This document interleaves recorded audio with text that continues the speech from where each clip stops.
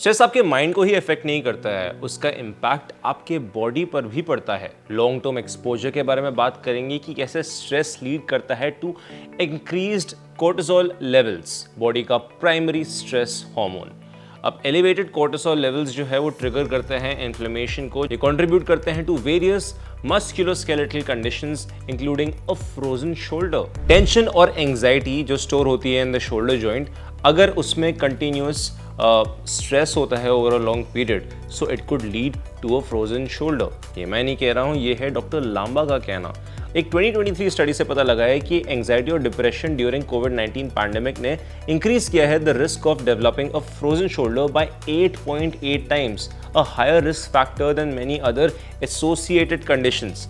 अब frozen shoulders हैं, typically वो अकर होते हैं इन स्टेजेस। सबसे पहले वो बिगिन होता है with pain and stiffness, eventually ये प्रोग्रेस होता है टू अ फेज जहाँ पे जॉइंट जो है वो फ्रोजन हो जाता है, एकदम जम जाता है और डिफिकल्ट होता है टू मूव। ऐसे केसेस में, in cases link to stress, inflammation जो है इन द शोल्डर कैप्सूल वो रिस्ट्रिक्ट करता है आपके मूवमेंट को, जिससे ये लीड करता है to a sensation that the joint is locked in the place. अब इसके सोल्यूशन पे आते हैं। सबसे पहले आता है stress management as a solution. ये गुड न्यूज़ है कि फ्रोजन शोल्डर जो है वो कॉज होता है बाय स्ट्रेस और कैन बी मैनेज्ड इफेक्टिवली।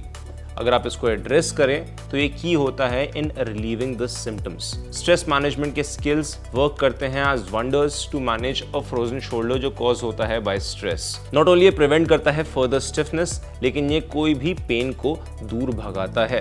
ये है डॉक्टर का कहना। अब हम बात करेंगे कुछ इफेक्टिव स्ट्रेस मैनेजमेंट टेक्निक्स के बारे में जो हेल्प करेगा टू प्रिवेंट और manage the stress induced frozen shoulder. सबसे पहले आता है yoga and stretching exercises. Regular stretching अगर आप करेंगे अलॉन्ग विद योगा तो ये हेल्प करता है to release tension from the shoulder muscles. ये इंप्रूव करते हैं फ्लेक्सिबिलिटी को और रिस्टोर करते हैं mobility to the joint. Poses जैसे कि child's pose, downward facing dog and shoulder stretches जो हैं वो टारगेट करते हैं स्टिफनेस को in the shoulders and neck, gradually loosening tight muscles. इसके बाद आता है meditation and breathing exercises. Meditation जो है वो एक एक्सीलेंट टूल होता है for Kameng the mind and reducing stress. अगर आप डीप ब्रीदिंग एक्सरसाइजेस करेंगे तो ये एक्टिवेट करेगा द पैरासिम्पैथेटिक नर्वस सिस्टम, जिसमें काउंटरैक्ट करेगा द स्ट्रेस रिस्पॉन्स और रिलैक्स करेगा टेंस मसल्स को। इसमें इंक्लूड होता है वो जो शोल्डर में आते हैं।